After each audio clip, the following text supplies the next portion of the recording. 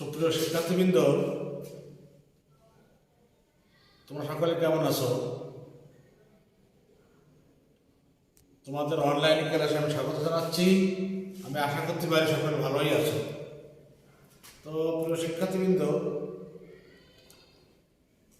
তোমাদের বিগত কয়েকটি ক্লাসে আমাদের নবম শ্রেণীর বাংলাদেশের ইতিহাস ও বিশ্ব সভ্যতা সম্পর্কে তোমাদের ধারণা দিয়েছি এবং বিশ্ব সভ্যতার সিন্ধু সভ্যতা সম্পর্কে পড়িয়েছি। আজকে তোমাদের আমি ওই ধারাবাহিকভাবে গ্রিক সভ্যতা সম্পর্কে তোমাদের আমি ধারণা দেওয়ার চেষ্টা করব। তো প্রিয় শিক্ষার্থীবৃন্দ, এই গ্রিক সভ্যতা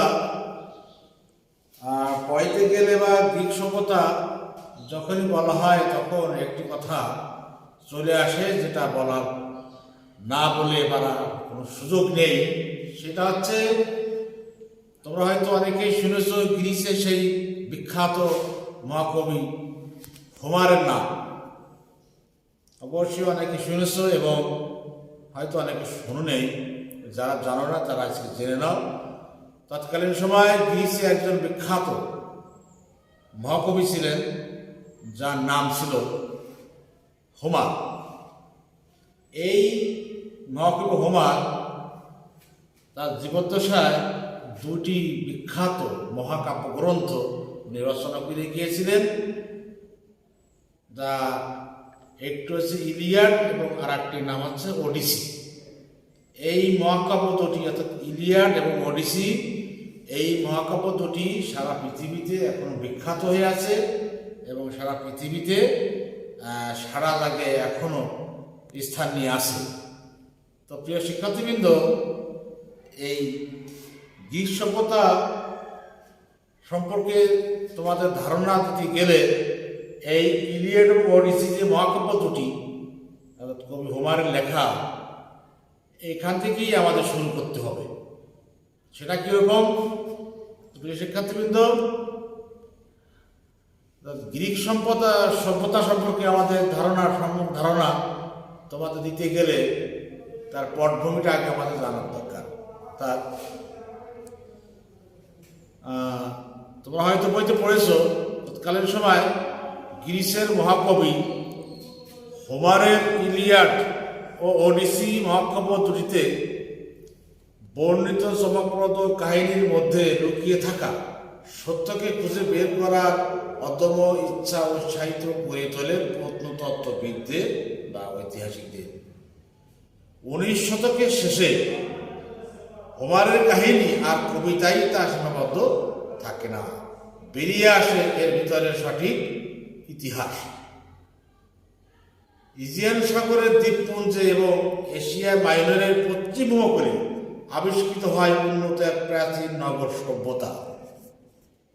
সন্ধান মেলে মহাকাব্যের ট্রয় নগর সহ 100 নগরীর ধ্বংস স্তূপের, যাকে বলা হয় ইজিয়ান সভ্যতা বা প্রাক ক্লাসিক্যাল গ্রিক সভ্যতা। তো প্রিয় শিক্ষার্থীবৃন্দ, আমি কি বলছি যে গ্রিসের মহাকবি তাদের বিখ্যাত যে কাব্যগ্রন্থ ইলিয়াড এবং ওডিসি, এই কাব্যগ্রন্থে বর্ণিত অনেক চমকপ্রদ কাহিনীর মধ্যে লুকিয়ে থাকা যে সত্যগুলো ছিল, সেই সত্যকে খুঁজে বের করার জন্য ঐতিহাসিকগণ বা প্রত্নতত্ত্ববিদ খুব উৎসাহিত বোধ করেন এবং তারা সেখানে খুঁজে বের করার জন্য কাজ শুরু করেন। আর তার ফল হিসাবে 19 শতকের শেষে হোমারের কাহিনী আর কবিতাই সীমিত থাকা, হোমারের কাহিনী ইলিয়াড ও ওডিসি যে মহাকাব্য, এই মহাকাব্য দুটি কাব্য বলতে বোঝায় কবিতা। এই কাব্য দুটি আর কবিতার মধ্যে সীমাবদ্ধ থাকে না, বেরিয়ে আসে এর ভিতরে সঠিক ইতিহাস। অর্থাৎ এই বিখ্যাত কাব্য দুটি ভিতরে কিছু সঠিক ইতিহাস ছিল, সত্য ইতিহাস ছিল, সেইটি বেরিয়ে আসে। তো প্রিয় শিক্ষার্থীবৃন্দ, তোমরা হয়তো আশা করি বুঝতে পারছো। তো প্রিয় শিক্ষার্থীবৃন্দ, আজকে তোমাদের পাঠ হচ্ছে এই গ্রিক সভ্যতা, অর্থাৎ নবম শ্রেণীর দ্বিতীয় অধ্যায়ে গ্রিক সভ্যতা সম্পর্কে তোমাদের আমি সম্যক ধারণা দেওয়ার চেষ্টা করব। তো প্রিয় শিক্ষার্থীবৃন্দ, এই গ্রিক সভ্যতা সম্পর্কে তোমাদের ধারণা দিতে গিয়ে আমি এখানে আমার নিজস্ব আইডিয়া থেকে আমি 3টি শিকলফল এখানে আনয়ন করছি। 3টি শিকলফল আনছি। 1 নম্বর হচ্ছে গ্রিক সভ্যতার পটভূমি বর্ণনা করতে পারবে।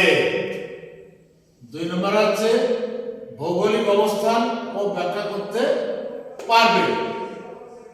3 নম্বর হচ্ছে সামরিক রাষ্ট্র, নগর রাষ্ট্র, স্পার্টা নগর সম্পর্কে জানতে পারবে। অর্থাৎ শিক্ষার্থীবৃন্দ, এই গ্রিক সভ্যতা সম্পর্কে তোমাদের আজকে সম্যক ধারণা দেওয়ার চেষ্টা করছি। সেখান থেকে আমি 3টি শিকলফল আনছি। এই 3টি শিকলফল তোমাদের কাছে ধারণা দেওয়ার চেষ্টা করবো যতটুকু সম্ভব। তা আমি যে প্রথম যে শিকলফল আনছি, 1 নম্বরে গ্রিক সভ্যতার পটভূমি বর্ণনা করতে পারবে। অর্থাৎ এই 1 নম্বরটা তোমাদের মাঝে ভূমিকা বক্তব্য দিয়েছি বা গ্রিক সভ্যতা সম্পর্কে তোমাদের সাধারণ ধারণা দিয়েছি। ওই 1 নম্বর উত্তরটা ওর ভিতরে হয়ে গেছে। 1 নম্বরের যে শিকলফল, সেই শিকলফলের উত্তরটা আমার ভূমিকা আলোচনায় উত্তরটা আমি দিয়ে দিচ্ছি। আশা করি তোমরা জানতে পারছো। তো শিক্ষার্থীবৃন্দ, আমি এখন 2 নম্বর শিকলফল ভৌগোলিক, গ্রিক সভ্যতা ভৌগোলিক অবস্থান ব্যাখ্যা করতে পারবে। এই বিষয়ে আমি তোমাদের সম্যক ধারণা দেওয়ার চেষ্টা করব। শিক্ষার্থীবৃন্দ, গ্রিস দেশটি অ্যাড্রিয়াটিক সাগর, মধ্যসাগর ও ইজিয়ান সাগর দ্বারা পরিবেষ্টিত। গ্রিক সভ্যতার সঙ্গে 2টি সংস্কৃতির নাম জড়িত, একটি হেলেনিক, অপরটি হেলেনিস্টিক। গ্রিক উপদ্বীপের প্রধান শহর এথেন্সকে কেন্দ্র করে গড়ে ওঠে হেলেনিক সংস্কৃতি। অপরদিকে গ্রিক বীর আলেকজান্ডারের নেতৃত্বে, আলেকজান্ডার নাম তোমরা হয়তো অনেকেই শুনেছ, বিশ্ব বীর আলেকজান্ডার, পরবর্তীতে চেষ্টা করো জানাতে। এই আলেকজান্ডারের নেতৃত্বে মিশরের আলেকজান্দ্রিয়াকে কেন্দ্র করে গ্রিক ও অগ্রিক সংস্কৃতির মিশ্রণে জন্ম হয় নতুন এক সংস্কৃতি। ইতিহাসে এই সংস্কৃতি হেলেনিস্টিক সংস্কৃতি নামে পরিচিত। শিক্ষার্থীদের খুব গুরুত্বপূর্ণ একটা বিষয় তোমরা জানার চেষ্টা করো, মনে রাখার চেষ্টা করো। অর্থাৎ আমি কি বলছি, ভৌগোলিক অবস্থান ব্যাপার সম্পর্কে। অর্থাৎ গ্রিস দেশটি অ্যাড্রিয়াটিক সাগর, ওই গ্রিসে একটা সাগরের নাম আছে, তার নাম হচ্ছে অ্যাড্রিয়াট। ভূমধ্যসাগর ও ইজিয়ান সাগর দ্বারা পরিবেষ্টিত। এই অ্যাড্রিয়াটিক সাগরটা ভূমধ্যসাগরের নাম তোমরা শুনেছ, এবং ইজিয়ান সাগর, এই 2টি সাগরের দ্বারা পরিবেষ্টিত।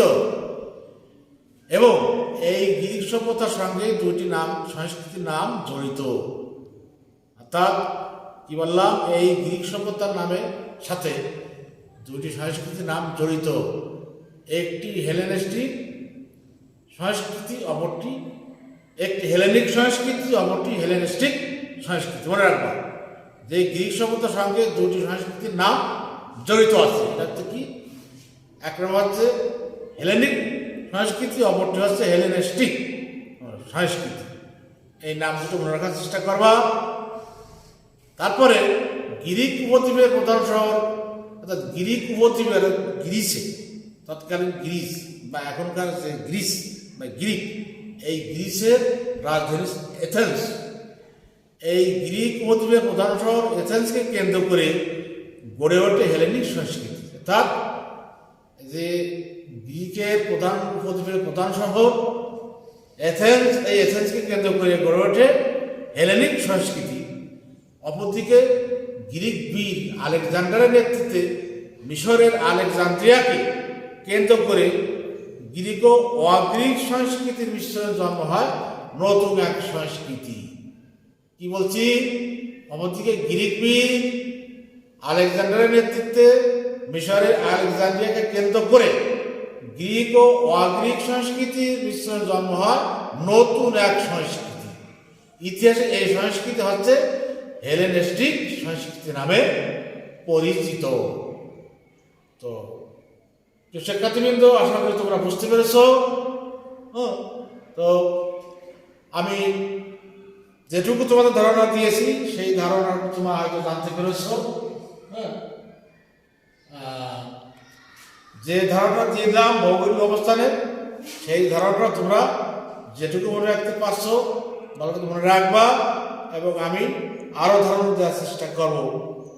তো প্রিয় শিক্ষার্থীবৃন্দ, এখন আমরা আসি দ্বিতীয় শিক্ষণ বলে, অর্থাৎ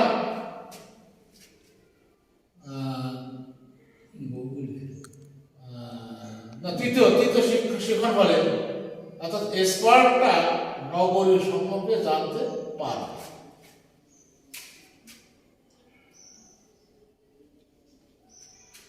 স্পার্টা নগরী সম্পর্কে জানতে পারবে। প্রিয় শিক্ষার্থীবৃন্দ, অর্থাৎ তৎকালীন সময় গ্রিসের সামরিক নগররাষ্ট্র স্পার্টা নাম করে একটা নগর ছিল। প্রাচীন গ্রিসে যে অসংখ্য নগররাষ্ট্র গড়ে উঠেছিল তার একটি ছিল স্পার্টা। এই নগররাষ্ট্রের অবস্থান ছিল দক্ষিণ গ্রিসের পেলোপনেসাস নামক অঞ্চলে। অন্যান্য নগররাষ্ট্র থেকে স্পার্টা ছিল আলাদা। স্পার্টানদের প্রকৃতি বিশ্লেষণ করে দেখা যায় সমরতন্ত্র দ্বারা তারা প্রভাবিত ছিল। অর্থাৎ সমরতন্ত্র যুদ্ধবিদ্যায় তারা প্রভাবিত ছিল। মানুষের মানবিক উন্নতির দিকে নজর না দিয়ে সামরিক শক্তি সঞ্চয়ের দিকে তাদের দৃষ্টি ছিল বেশি। 800 খ্রিস্টপূর্বাব্দে দীর্ঘ যুদ্ধের পর ডোরীয় যোদ্ধারা স্পার্টা দখল করতে সক্ষম হয়েছিল। এই পরাজিত স্থানীয় অধিবাসীদের ভূমিদাস বা হেলট বলা হতো। এরা সুযোগ পেলেই বিদ্রোহ করত। পরাজিত অধিবাসী যারা তারা ভূমিদাস হতে বাধ্য হয়েছিল, তাদের সংখ্যা ছিল অনেক বেশি। ফলে ক্ষমতা টিকিয়ে রাখা আর বিদ্রোহ দমন ছাড়া স্পার্টা রাজাদের মাথায় আর কোনো চিন্তা ছিল না। স্পার্টানদের জীবন স্পার্টা রক্ষা জন্যই নিয়োজিত ছিল।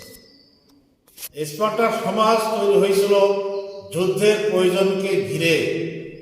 সরকারের মূল উদ্দেশ্য ছিল যুদ্ধের জন্য নাগরিকদের প্রস্তুত করা ও যুদ্ধ পরিচালনা করা। সামরিক দিকে অত্যধিক মনোযোগ দেওয়ার কারণে সামাজিক, রাজনৈতিক, অর্থনৈতিক এবং সাংস্কৃতিক ক্ষেত্রে তারা ছিল অনগ্রসর, অর্থাৎ ছিল পিছিয়ে। শিক্ষার্থীবৃন্দ, আমি কি বললাম? এই যে সামরিক নগররাষ্ট্র স্পার্টা, প্রাচীন গ্রিসে অসংখ্য নগররাষ্ট্র গড়ে ছিল, তার মধ্যে একটি ছিল স্পার্টা। এই নগররাষ্ট্রের অবস্থান ছিল দক্ষিণ গ্রিসের পেলোপনেসাস নামক অঞ্চলে। অন্যান্য নগররাষ্ট্র থেকে স্পার্টা ছিল আলাদা। এই যে সামরিক নগররাষ্ট্র স্পার্টা ছিল, এটি ছিল অন্যান্য নগররাষ্ট্র থেকে আলাদা। অর্থাৎ স্পার্টানদের প্রকৃতি বিশ্লেষণ করে দেখা যায় যে তারা সমরতন্ত্র দ্বারা প্রভাবিত। তারা সমরতন্ত্র সামরিক শক্তিতে তারা বিশ্বাসী ছিল এবং সামরিক শক্তি তারা প্রভাবিত ছিল। মানুষের মানবিক উন্নতির দিকে নজর তারা দেয় নেই, তা না দিয়ে সামরিক শক্তি সঞ্চয়ের দিকে তাদের দৃষ্টি ছিল। আমি কি বলছি? যে মানুষের মানবিক উন্নতির দিকে তারা কখনো কোনো নজর দিনে, তাদের নজর শক্তি ছিল সামরিক শক্তি কিভাবে বেশি হবে সেদিকে তাদের দৃষ্টি ছিল। কিন্তু 800 খ্রিস্টপূর্বাব্দে দীর্ঘ যুদ্ধের পর ডোরীয় যোদ্ধারা স্পর্ধা দখল করতে সক্ষম হয়েছিল। এই পরাজিত স্থানীয় অধিবাসীদের ভূমিদার বা হেলট বলা হতো। এরা সুযোগ পেলে বিদ্রোহ করত। তো প্রিয় শিক্ষার্থীবৃন্দ, এই ইতিহাসটা হচ্ছে নতুন নতুন কিছু নাম এখানে আসছে। এটা তোমাদের বই পড়ে মুখস্থ করে রাখতে হবে কিছু কিছু জায়গা, এটা কখনো এই নাম শোনোনি জীবনেই। কাজেই এটা তোমাদের বই পড়ে বারবার বই পড়ে ধারণা রাখতে হবে। না পড়লে তোমাদের হয়তো মনে রাখতে পারবে না। আমি যে ধারণাটুকু দিচ্ছি সেটা তোমাদের মনে থাকার কথা, কিন্তু এই বিশ্ব সভ্যতা সম্পর্কে আলোচনা করতে গেলে বা বিশ্ব সভ্যতা প্রথমে কীভাবে শুরু হলো তার ধারাবাহিকতায় আজকে গ্রিক সভ্যতা আলোচনা করছি। এটা একটু কঠিন বিষয়, তাই না? এটা অন্য অন্য সাবজেক্টের মতো থেকে ইতিহাস একটু কঠিন। এই জন্য এটা নিজেদের আইডিয়া থেকে বা অর্থাৎ বাংলা কথা বানায় রাখার মতো কোনো সাবজেক্ট না। ইতিহাসটা সত্য ঘটনা। এই সত্য ঘটনা এটা না পড়লে তোমাদের মনে থাকবে না। কাজেই এটা বারবার পড়তে হবে। এবং এখান যে বিষয়গুলো আছে, যে নামগুলো এখানে আসছে, যে হেলেনিস্টিক সংস্কৃতি, সামরিক রাষ্ট্র স্পার্টা কীভাবে কী হলো, এইগুলো তোমাদের জানতে হবে। অর্থাৎ তোমাদের এই কিছু কিছু জায়গা তোমাদের মুখস্থ করতে হবে। তো প্রিয় শিক্ষার্থীবৃন্দ, তোমাদের ভৌগোলিক অবস্থান, গ্রিক সভ্যতা ভৌগোলিক অবস্থান পড়ানো হয়েছে এবং গণতান্ত্রিক সামরিক রাষ্ট্র স্পার্টা সম্বন্ধে ধারণা দেওয়া হলো। তো তোমরা আশা করি তোমরা বুঝতে পেরেছো। তো এরপরে ওই গণতান্ত্রিক রাষ্ট্রে ওখানে 8টা রাষ্ট্র শহর ছিল, যার নাম এথেন্স, অর্থাৎ যেটা এখন গ্রিসের রাজধানী এথেন্স। এই প্রাচীন গ্রিসে প্রথম গণতন্ত্রের সূচনা হয় এথেন্সে। এটা কিন্তু খুবই গুরুত্বপূর্ণ একটা পয়েন্ট, যে প্রাচীন গ্রিসে প্রথম গণতন্ত্র সূচনা হয় এথেন্স। তবে প্রথম দিকে এথেন্স ছিল রাজতন্ত্র। বুঝতে পারছো? প্রাচীন গ্রিসে প্রথম গণতন্ত্রের সূচনা হয় এবং প্রথম দিকে এথেন্স ছিল রাজতন্ত্র।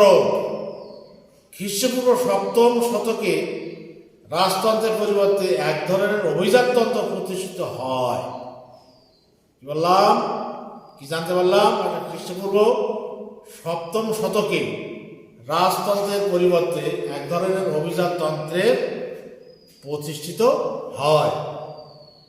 ক্ষমতা চলে আসে অভিজাতদের হাতে। এটা এথেন্সের বিষয় বলা হচ্ছে। ক্ষমতা চলে আসে অভিজাতদের হাতে। দেশ শাসনের নামে তার শুধু নিজের স্বার্থই দেখত। দেশ শাসনের নামে তখন এথেন্সে কি করতো? শুধু তার নিজের স্বার্থই দেখত। ফলে সাধারণ মানুষের মনে ক্ষোভের সৃষ্টি হয়। যদিও তাদের পক্ষে ক্ষমতা দখল করা সম্ভব হয়নি, কিন্তু তাদের নামে কিছু লোক ক্ষমতা হাতে নিয়ে নেয়। তাদের বলা হতো টাইরান্ট। তার দেশ শাসনের নামে যারা শুধু নিজের স্বার্থকেই দেখত, এই কারণে তাদের বিরুদ্ধে সাধারণ মানুষের ক্ষোভের সৃষ্টি হয়। যদিও তাদের পক্ষে ক্ষমতা দখল করা সম্ভব হয় নাই, কিন্তু তাদের নামে কিছু লোক ক্ষমতা হাতে নিয়ে নেয়। তাদের বলা হতো টাইরান্ট। জনগণের মধ্যে অসন্তোষ এবং বঞ্চিত কৃষকদের মধ্যে বিদ্রোহের আশঙ্কা দেখা দেয়। অর্থাৎ জনগণের মধ্যে অসন্তোষ এবং যারা বঞ্চিত কৃষক ছিল তাদের মধ্যে বিদ্রোহের আশঙ্কা দেখা দেয়। ফলে 7ম খ্রিস্টপূর্বাব্দের মাঝামাঝি সময় রাষ্ট্র ব্যবস্থায় এক পরিবর্তন আসে। আগে অভিজাত পরিবারের সন্তান অভিজাত বলে গণ্য হতো, এখন অর্থের মানদণ্ডে অভিজাত হিসেবে স্বীকৃতি দেওয়া হলো। বুঝতে পেরেছ? 7ম শতকে 7ম খ্রিস্টপূর্বাব্দের মাঝামাঝি সময় রাষ্ট্র ব্যবস্থার এক পরিবর্তন আসে। অর্থাৎ এই গ্রিসে পরিবর্তন আসে। কি? আগে অভিজাত পরিবারের সন্তান অভিজাত বলে গণ্য হতো, কিন্তু পরবর্তীতে এক অর্থের মানদণ্ডে অভিজাত হিসেবে স্বীকৃত অভিজাত বলে গণ্য হতো। এখন অর্থের মানদণ্ডে অর্থ যার আছে তাকে অভিজাত হিসেবে স্বীকৃতি দেওয়া হতো। আগে দেওয়া হতো অভিজাত বংশের সন্তান যারা ছিল তাদের অভিজাত বলা হতো, কিন্তু পরবর্তীতে যাদের টাকা পয়সা অনেক হলো অত অর্থের মানদণ্ডে তাদের সেই অভিজাতের স্বীকৃতি দেওয়া হয় ওই এথেন্সে। তো প্রিয় শিক্ষার্থীবৃন্দ, আমি তোমাদের আজকে এই গ্রিক সভ্যতা সম্পর্কে যে শিক্ষাবর্তী ভেবেছিলাম সেই শিক্ষাবর্তী সম্পর্কে তোমরা ধারণা পেয়েছ। আমি পরবর্তীতে তোমাদের এই গ্রিক সভ্যতা সম্পর্কে আরও অনেক কিছু বর্ণনা আছে, পরবর্তী ক্লাসে তোমাদের আমি ধারণা দেওয়ার চেষ্টা করব। তবে তোমাদের কাছে একটু অনুরোধ থাকবে, তোমরা ইতিহাস বইটা একটু কঠিন অন্যান্য বই থেকে তুলনা, যেমন গণিত ইংরেজি কঠিন, তার ভিতরে ইতিহাসটা কঠিন মানবিক বিভাগে সবই কঠিন, সবই কিন্তু পড়লে সবই সহজ, না পড়লে সবই কঠিন। কিন্তু ইতিহাসটা সত্য ঘটনা, এখানে নিজের আইডিয়ার থেকে কিছু লেখার নেই, যার কারণে তোমাদের ইতিহাসটা হুবহু পড়তে হবে। তোমরা হুবহু পড়তে পারলে বারবার পড়লে তোমাদের ভিতরে ধারণা থাকবে, জ্ঞান থাকবে, এবং সেইভাবে তোমরা লিখতে বা ভালো করতে পারবা। সবসময় একটা জিনিস মনে রাখতে হবে যে আমাদের পড়তে হবে, বা আমাদের শিক্ষকদের কাছ থেকে যদি কিছু নিতে হয় তোমাদের ইচ্ছা থাকতে হবে। তোমাদের ইচ্ছা যখন প্রতিফলিত হবে তখন শিক্ষকরা সবসময় তোমাদের পড়াতে শিক্ষা দিতে প্রস্তুত, এটা তোমাদের ইচ্ছা শক্তির উপর নির্ভর করবে। যাই হোক প্রিয় শিক্ষার্থীবৃন্দ, তো আমি তোমাদের গ্রিক সভ্যতা সম্পর্কে আজকে যেটুকু ধারণা দিয়েছি, তো আশা করি সম্যক জ্ঞান লাভ করতে পেরেছ। তোমরা পড়লে তোমরা আরও ভালো জানতে পারবে। বই পড়বে, পড়লে আরও ভালো জানতে পারবে। যাই হোক শিক্ষার্থীবৃন্দ, তো আমি আজকে মতে আমার পাঠ তোমাদের পাঠ আমি সমাপ্ত ঘোষণা করছি। তো সকলের মঙ্গল কামনা করছি, সকলে ভালো থেকো, সুস্থ থেকো, এই কামনায় তোমাদের ধন্যবাদ জানাচ্ছি। সবাই ভালো থেকো, ধন্যবাদ সবাই।